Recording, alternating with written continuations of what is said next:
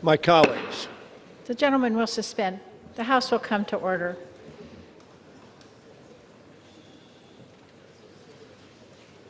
Gentleman's recognized.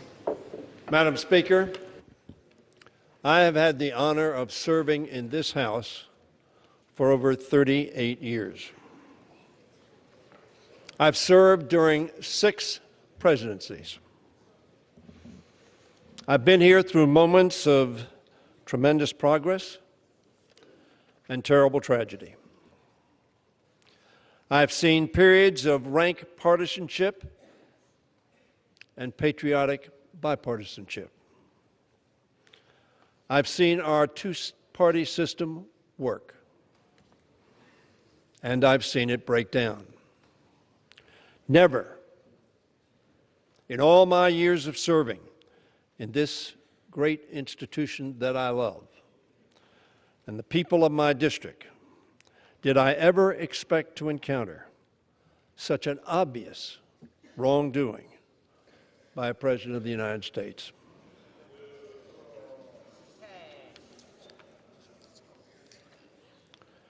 Nor did I expect to witness such a craven rationalization of presidential actions, which have put our national security at risk, undermined the integrity of our elections, and defied the constitutional authority of the Congress to conduct oversight. We've heard from Republicans that this impeachment really has to do with policy differences or how we feel personally about the president, about his temperament, or that we simply dislike him. Throughout the Trump presidency, Democrats have resisted pursuing impeachment, even as we watched with dismay and disgust at a pattern of wrongdoing. That pattern included ordering federal agencies to lie to the public,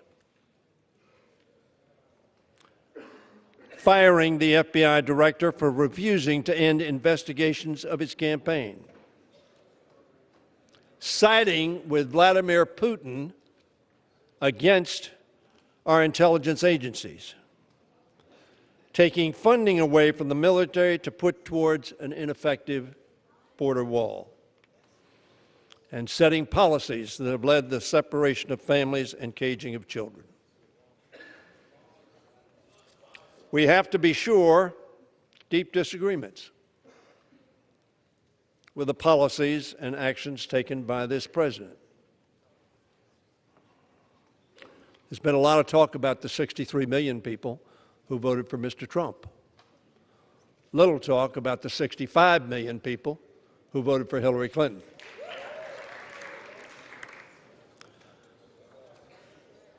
The policy difference, or those votes, this president was elected legitimately.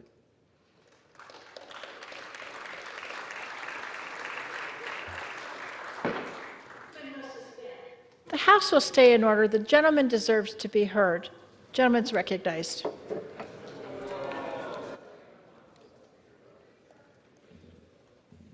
Because we have an electoral college. But none of these are reasons to pursue what Chairman Schiff has called a wrenching process for the nation. In fact, Democrats rejected that process emphatically in 3 specific votes.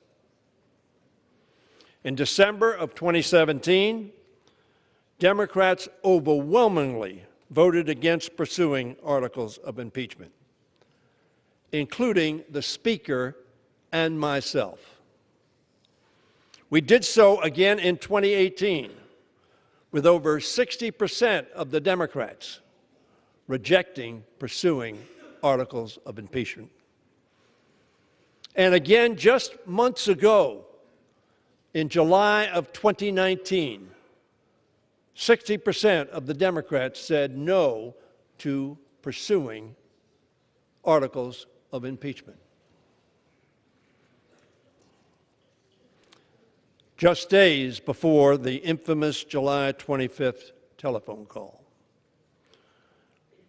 we did the same with 60% of Democrats voting not to proceed. Credible witnesses, many of whom were appointed to office by President Trump, have corroborated the details and timeline of his abuse of presidential power, which forms the basis of the first article of impeachment in this resolution. Instead,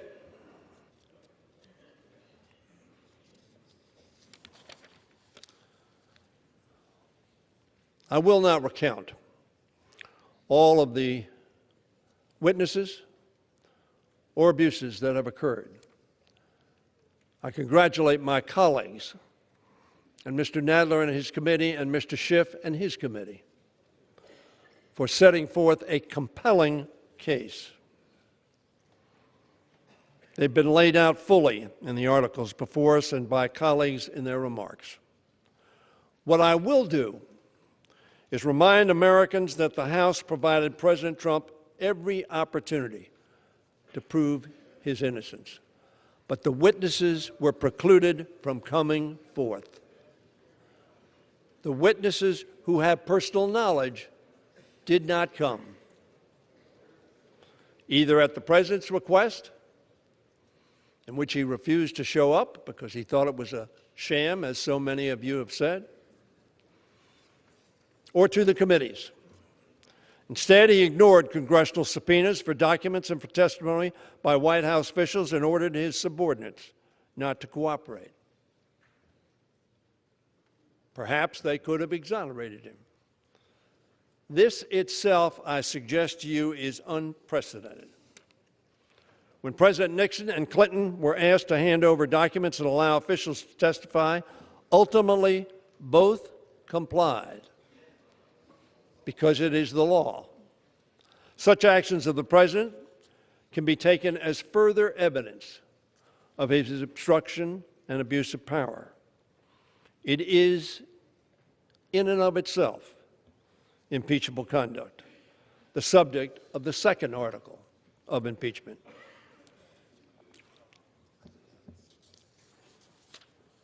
These two articles before us concern two very profound constitutional issues about the abuse of power in our republic. First, whether it is acceptable for the President of the United States, any president, to solicit foreign interference in our elections.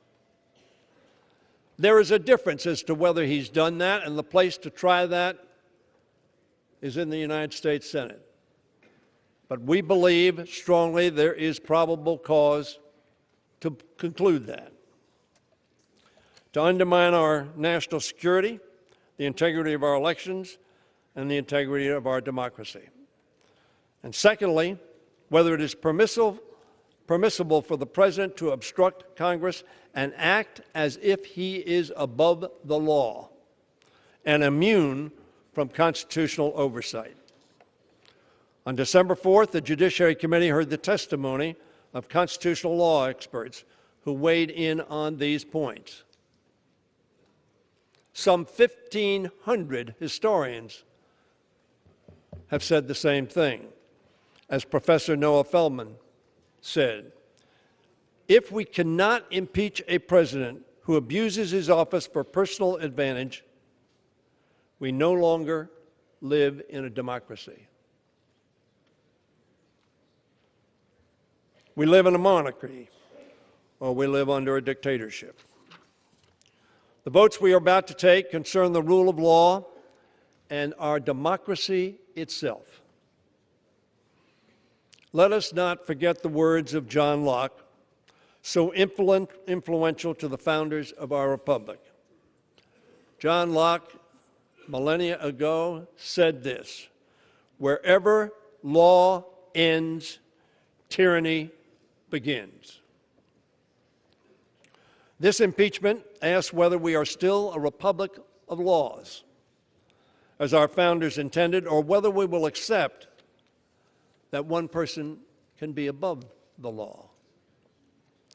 In America, as we have said over and over again, no one is above the law, but only as long as we hold every person accountable for breaking the law, even a president, will that be true.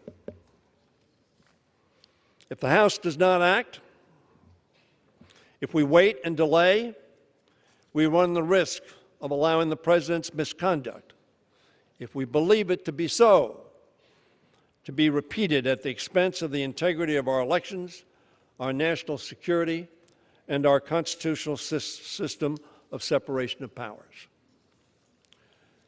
Democrats did not choose this impeachment. We did not wish for it.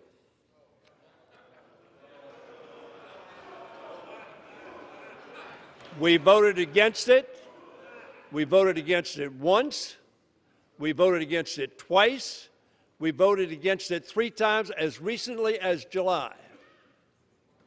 We did not want this. However, President Trump's misconduct has forced our constitutional republic to protect itself. These votes that we are about to take and the process that will follow in the Senate are not only an assessment of the President's commitment to the Constitution or to his oath of office, it is, as well, a test of our own. Damning evidence of the President's high crimes has emerged. Nevertheless, Republican members of this House and of the Senate have continued to defend a President whose actions seem to many of us to be indefensible. All of us feel a sense of loyalty to party. It's what makes our two-party system function. It's what helps hold presidents and majorities accountable. But party loyalty must have its limits. And as evidence of the president's impeachable offenses have mounted daily as the witnesses testified, it has become increasingly clear that the limits of partisanship have been reached and passed. Now Democrats and Republicans together face a test before our constituents, our countrymen, and our Creator. The New York Times on October 18th summarized the question now posed to House and Senate, Republicans and Democrats. Compromise by compromise, Donald Trump has hammered away at what Republicans once saw as foundational virtues: decency, honesty, responsibility, and yes, even civility.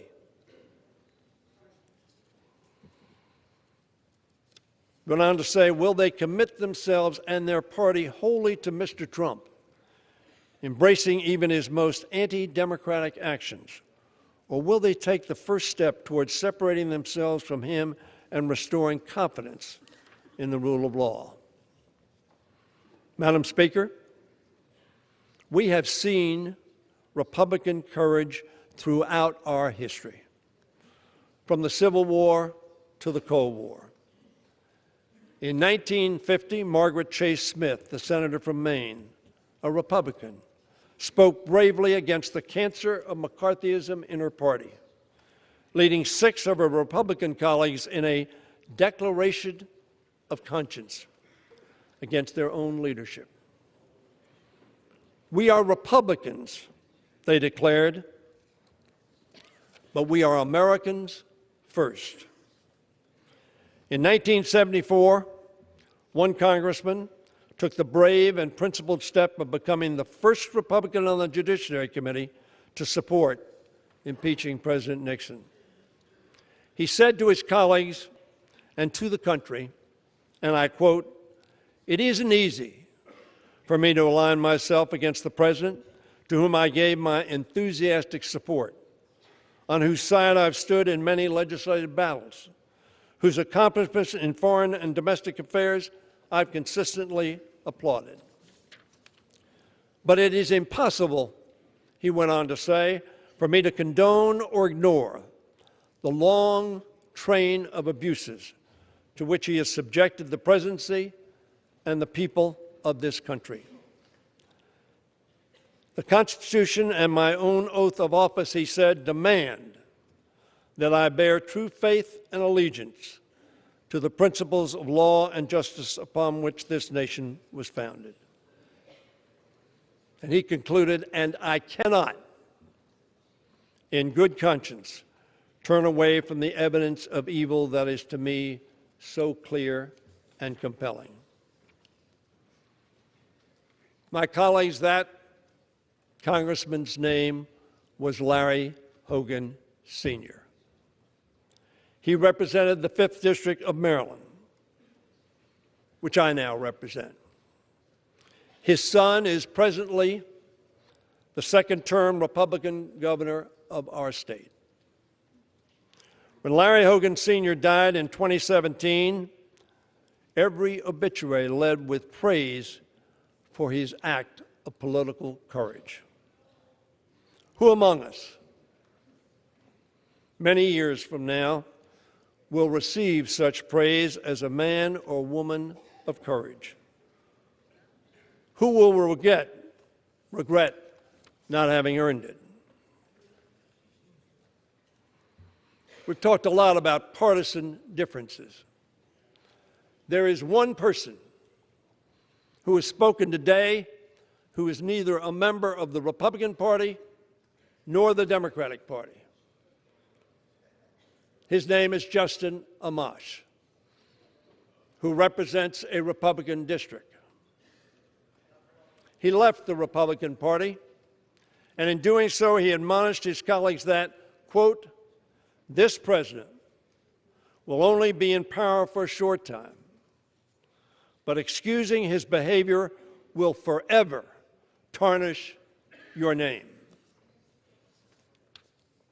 He spoke on this floor in support of the two articles that we will consider this evening.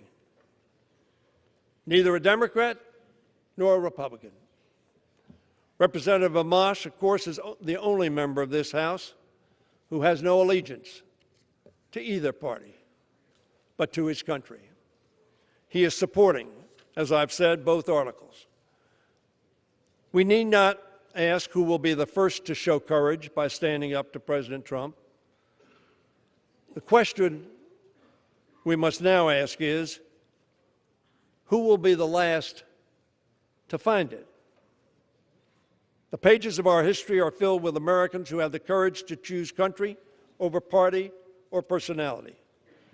But as President Kennedy wrote, the stories of past courage can teach. They can offer hope. They can provide inspiration. But they cannot supply courage itself. For this, President Kennedy said, each man, each woman must look into their own soul. I urge my fellow colleagues in the House and, yes, in the Senate to look into your soul. Summons the courage to vote for our Constitution and our democracy. I understand we will all not see the same conclusion. But to do less betrays our oath and that of our founders, who pledged their lives, their fortune, and their sacred honor. Let us neither turn away from the evidence, which to me seems so clear, nor from our good conscience, which compels us to do what in our hearts we know to be right. Let us not allow the rule of law to end or for tyranny to find its toehold. With our votes today, we can bear true faith and allegiance to the vision of our founders, and we can show future generation what it truly means to be Americans first. Vote yes. Gentleman yields back. Gentleman from Georgia.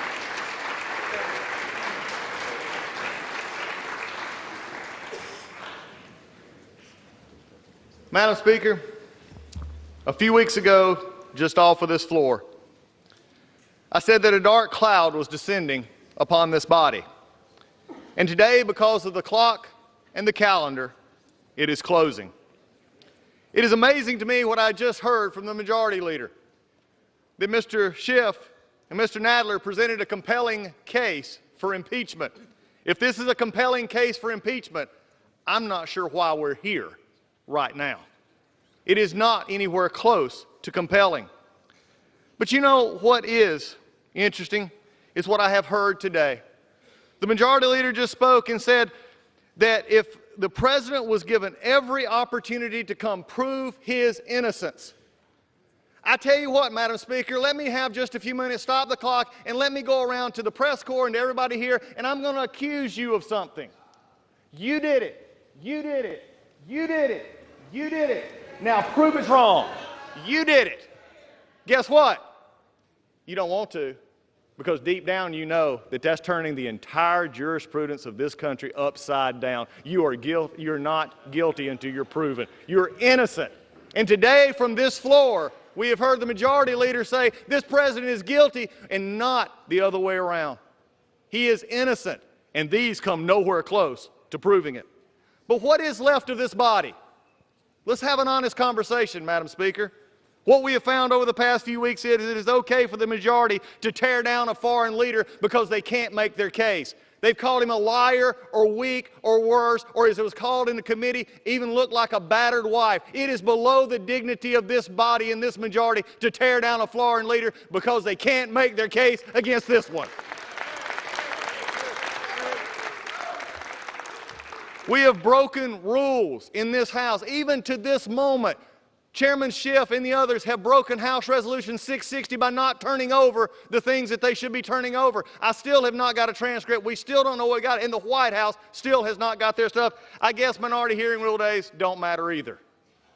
You see, there is a problem here because we're going to vote this tonight while breaking the rules. What a shameful incident. But we also found in creative interpretation of minority rights. We saw the rise of partisanship because of things that have been done even further. And we've even seen members smeared in reports by drive-by political hacks when they matched numbers of the majority or the ranking member and the members of the press. That ought to concern every one of you as much as it concerns every one of us. Nothing but a drive-by hit. But you know something? This Majority Leader also just said, wherever law ends, tyranny begins.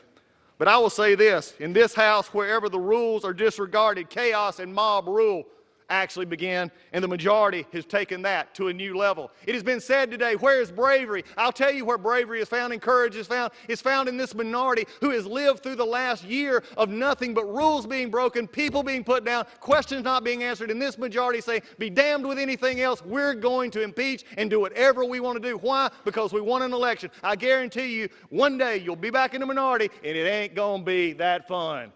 Because when you look at it, when you actually trash the rules of this House, you ought to really look at what did you gain at the end by trashing the institution you claim to love. That's the things we found out so far. But you know, they're really careful of saying, oh, you want to deal in process and process. As I said last night in the Rules Committee where they didn't want to listen, I'll win on process and I will win on facts because we have the truth on our side. Let me remind you that here's what the process actually says. There was no pressure. Look at the call. President Zelensky, President Trump, no pressure. There was no conditionality. There was nothing done to get the aid, and the aid actually came. There were 5 meetings. But when you look at it right now, none of which matter, because right now the dark cloud is descending upon this House. And I am fearful, Madam Speaker. When I look out in that abyss, I don't know what I see, but I tell you what I do see. I see coming up a president who will put his head down even through this sham impeachment, and he will do his job. He will put the American people first. He will tell them that I care about you. He will still put the economy first, and he will make sure this country stands strong. That's what I see in this abyss. That's where we're going. And Madam Speaker, it is with that hope in the future that I recognize right now that I yield 1 minute to the Republican leader of this House, the Republican from California, Mr. McCarthy. Gentleman's recognized. Madam Speaker, I must warn you, I'm about to say something my Democratic colleagues hate to hear. Donald J. Trump is President of the United States.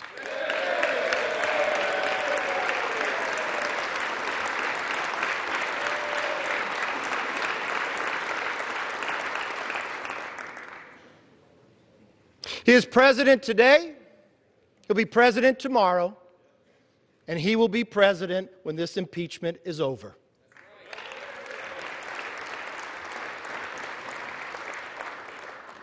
Madam Speaker, when they accept that, maybe this House can get back to work for the American people. Now, tonight I rise not as the leader of the opposition to this impeachment, or as the elected representative from the Central Valley of California.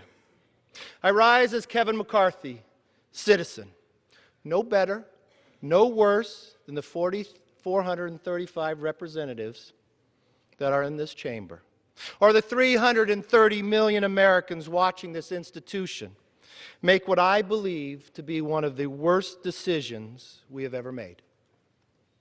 It doesn't matter whether you're a Democrat or a Republican, whether you're liberal or you're conservative, whether you're the first generation or the 10th, at our core, we are all American, all of us.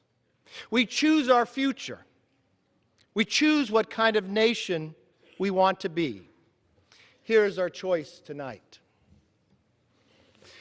Will we let impeachment become an exercise of raw political power, regardless if it damages our country? Or will we protect the proper grounds and process for impeachment now and in the future? For months, Democrats and many in the media have attempted to normalize the impeachment process that would remove a duly elected president from office. After 3 years of breathless and baseless outrage, this is their last attempt to stop the Trump presidency. Madam Speaker, Speaker Pelosi even recently admitted that Democrats have been working on this impeachment for 2.5 years. Those were her words, they were not mine. Because they lost to him in 2016, they'll do anything or say anything to stop him in 2020. That's not America. That's not how democratic republics behave. Elections matter. Voters matter. And in 11 months, the people's voice will be heard again. Impeachment is the most consequential decision Congress can make other than sending our men and women into war. Yet 85 days ago, Speaker Pelosi chose to impeach the President of the United States. She wrote the script and created an artificial timeline to make the details fit. Why else are we doing this just hours before Christmas? If that's all it was, a rush to judgment, she could be forgiven. But before the Speaker saw one word or one shred of evidence, she moved to impeach. In the past, in this body, such a step demanded a vote from all of us from the start. But not only did she move to impeach before she gave this House and the hundreds of millions of people we represent a say in whether to pursue an impeachment inquiry, she threw out the bipartisan standards this House gave President Nixon and Clinton. That is why I immediately sent Speaker Pelosi a letter asking her to follow the rules of history, of tradition, and follow those standards that have served America well. What did she say? She rejected it. She rejected it because Democrats knew a fair process would crumble their case. A fair process would have exposed to the American public what many already knew. Democrats have wanted to impeach President Trump since the day he was elected. And nothing was going to get in their way, certainly not the truth. Madam Speaker, Chairman Schiff said he had evidence, more than circumstantial, of collusion. That was false. In January, where we all stood in this body, we stood up, we raised our hands, we swore that we'd uphold the Constitution.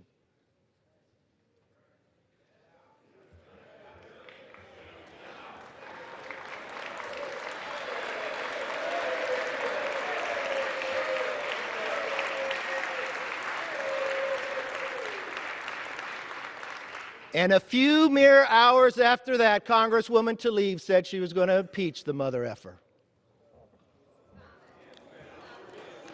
Those are not my words. A year before taking the majority, Chairman Nadler campaigned to the Democrats that he wanted to be chairman of the Judiciary Committee where impeachment is. New York Times writes, Madam Speaker, because he is the strongest member to lead a potential impeachment. And Congressman Raskin, a leading Democrat on the Judiciary Committee, one that the Democrats had represented in the Rules Committee for these articles just yesterday, told a crowd he would impeach President Trump 2 days before he was ever sworn into office. What we've seen is a rigged process that has led to the most partisan and least credible impeachment in the history of America. That is this legacy. Any prosecutor in this country would be disbarred for such blatant bias, especially if that prosecutor was the fact witness, the judge, and the jury.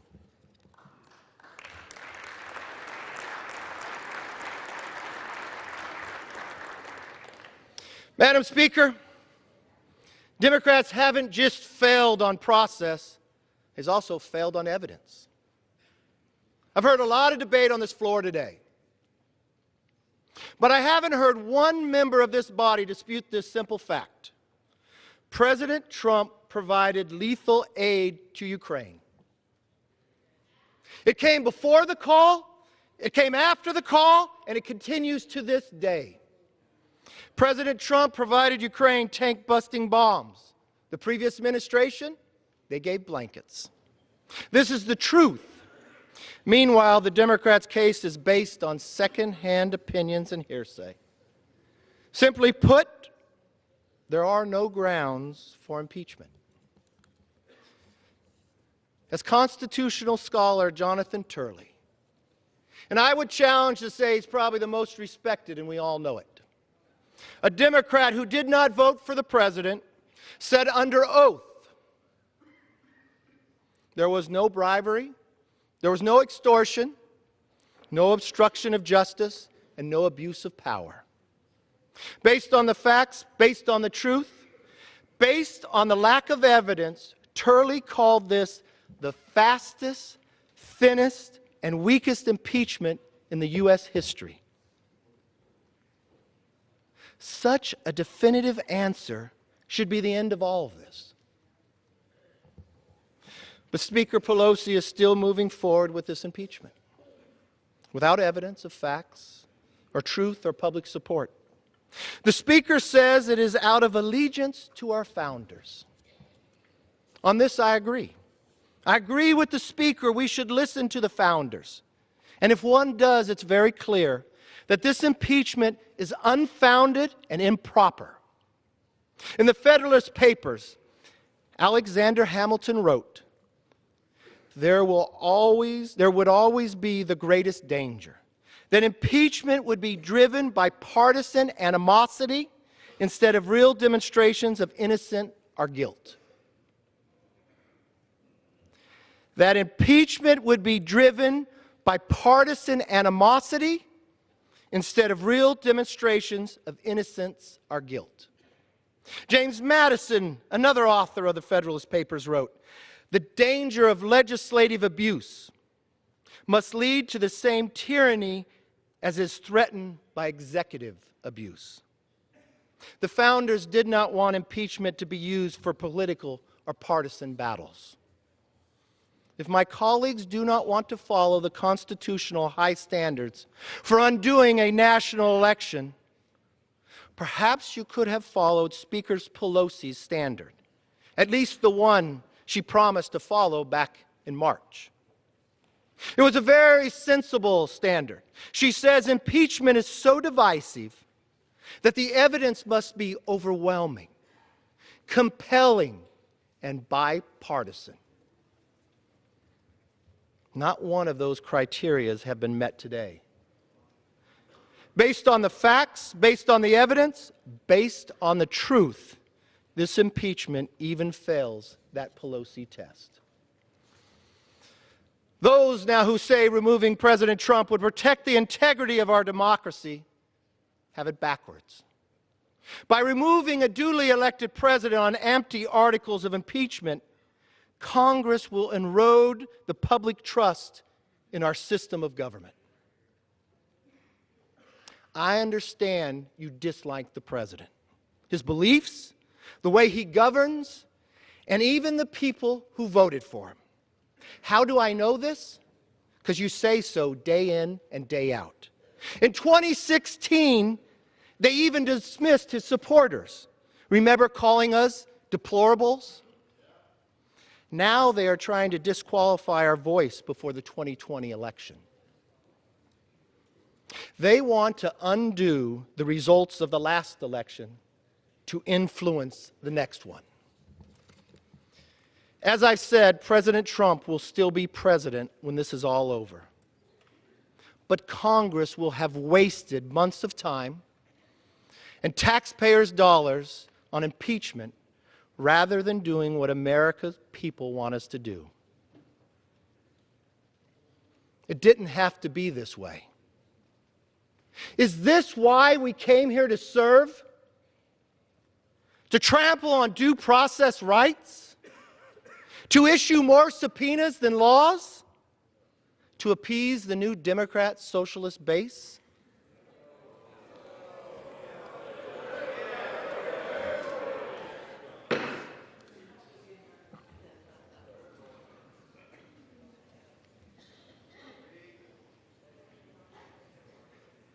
That is not leadership.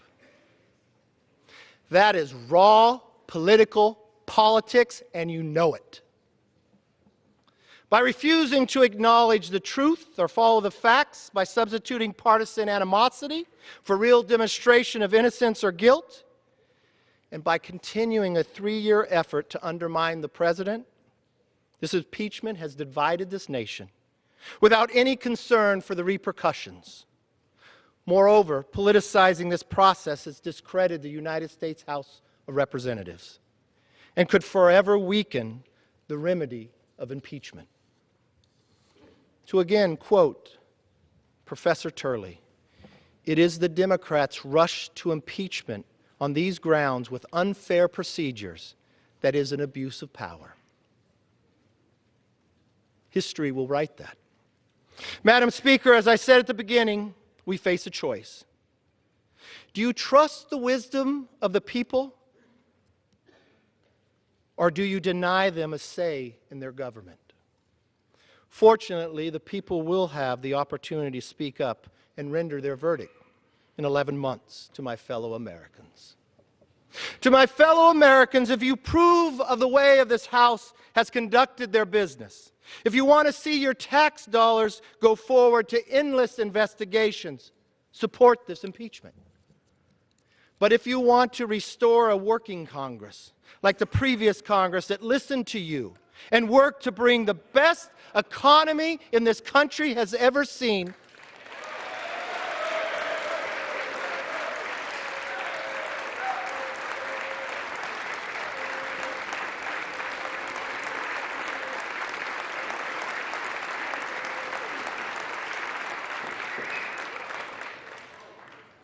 And one that once again will work with the President to get things done for you and your family. Then join with us in rejecting this baseless impeachment. That's what's wonderful about this system of ours. We are a government of, by, and for the people. Always remember, we work for you, not the other way around. Now, I will say this stronger and with more conviction than I have ever said it before. In this time of great trial and tribulation, may God bless America. I yield back.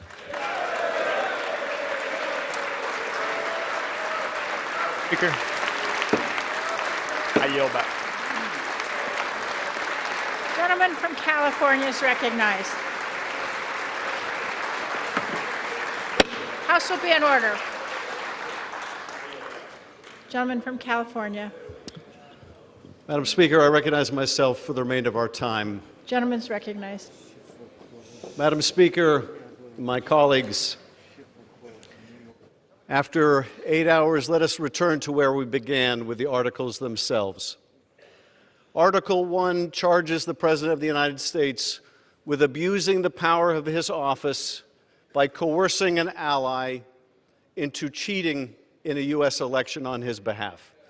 It charges the President of the United States. It charges the... Be in order. The gentleman has a right to be heard. It charges the President of the United States. The gentleman shall suspend.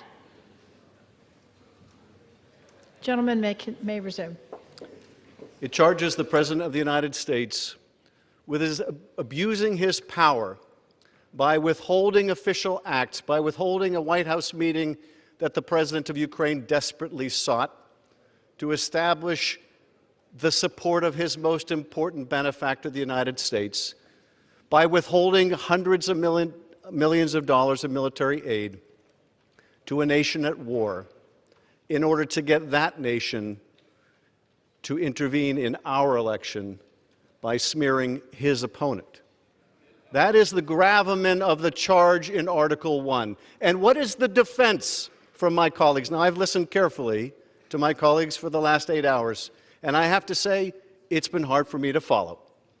But it amounts, I think, when you cut through it all, when you cut through all the sound and the fury, signifying nothing, what it really amounts to is this: why should we care? Why should we care about what the President did to Ukraine? Well, first of all, we should care about our allies. We should care about Ukraine. We should care about a country struggling to be free and a democracy. We used to care about democracy. We used to care about our allies. We used to stand up to Putin and Russia. We used to.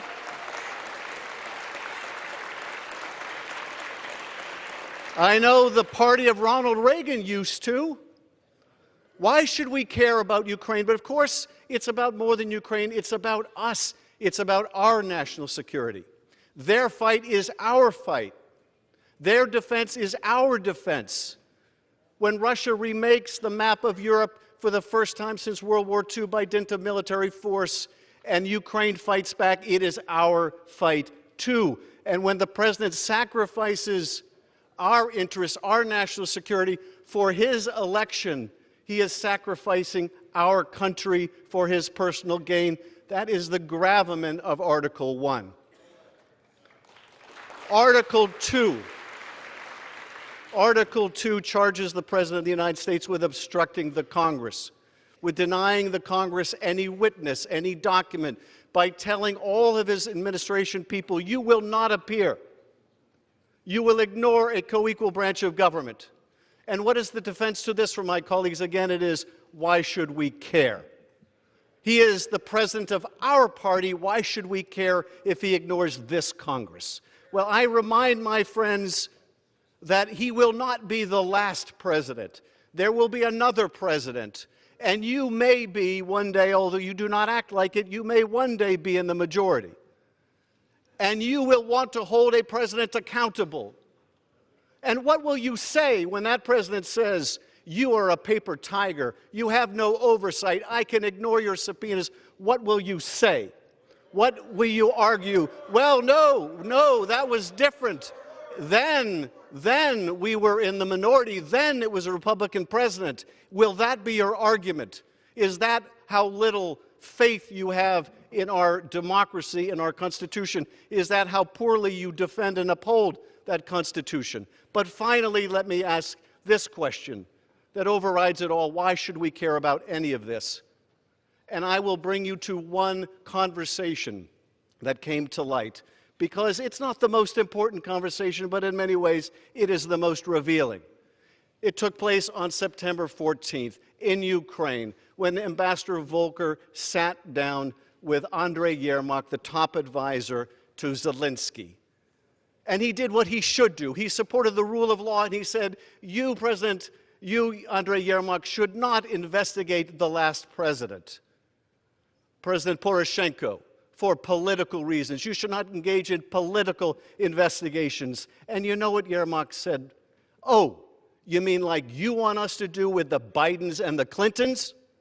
And in that abrupt, brutal retort, we see why we should care. Because what he was saying is, you, America, have forgotten what it means to uphold the rule of law. You have forgotten what it means to say that no one is above the law. We are a struggling democracy, but even we know better than that. What is at risk here? What is at risk here is the very idea of America. That idea holds that we are a nation of laws, not of men. We are a nation that believes in a rule of law. When we say we uphold the Constitution, we're not talking about a piece of parchment. We're talking about a beautiful architecture in which ambition is set against ambition, in which no branch of government can dominate another.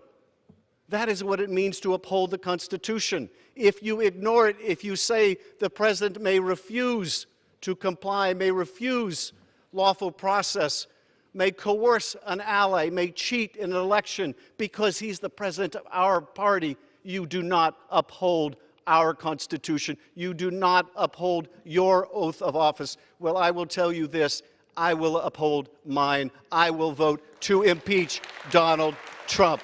I yield back.